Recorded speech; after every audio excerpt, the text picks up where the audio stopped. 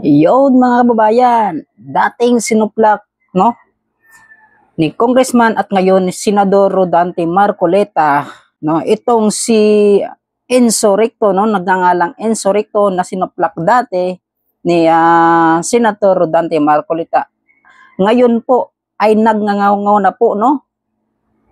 Ito sinisiraan at binabanatan niya si Senator Bongo dahil po daw sa itong pagkasangkot di umano, pero hindi po totoo mga kabayan na dahil po daw sa kumpanya na pagmamay-ari po ng magulang ni Senator Bongo, lalo na yung kanyang ama na si Desiderio no, Ginoong Desiderio Go.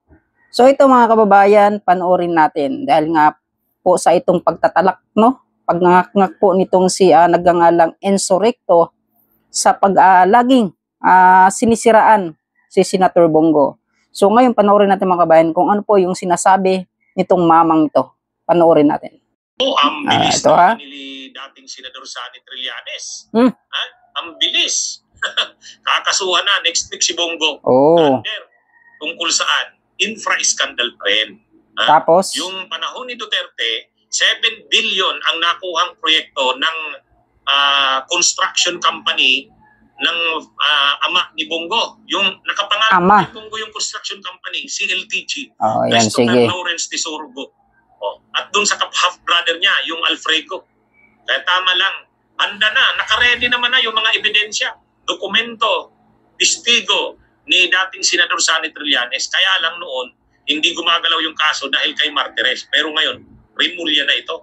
So inaasahan niya, ganado na siya ngayon, isasampa niya na yung kaso. So ito mga kabayan, ang bilis daw ni Senator, hindi na po ito Senator, kailan pa naging Senator to, no? Sa tingin natin, parang hindi ito Senator eh. Parang barangay tanod lang itong si Trillanes mga kabayan. Yun no, nagngangaw-ngaw, nagnangak-ngak itong si nagngangalang Enzo Recto. Kaya nga po ay sinabi niya, mismong sa bibig po niya mga kabayan na lumabas, pagmamay-ari ng kanyang magulang, ng kanyang ama, no? Si Ginoong Desiderio Go. Mga kabayan, naniniwala pa ba kayo sa taong to? No? Sa mamang to? Dati sinuplak na eh. Halos mangyak-ngyak. Sinuplak ni dating congressman na ngayon po ay Senador Rodante Marcoleta. Halos maiyak itong mamang to. Dapat mo bang paniwalaan itong paninira nila kay Senator Bongo? Dahil nga po, no? Dahil inggit sila, dahil number 1 si Senator Bongo.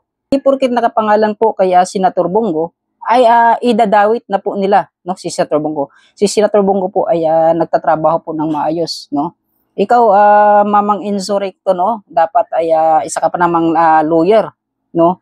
Hindi ka ba nahiya na dating sinuplak ka ni Senator Rodante Marcoleta na halos maiyak ka pa, no?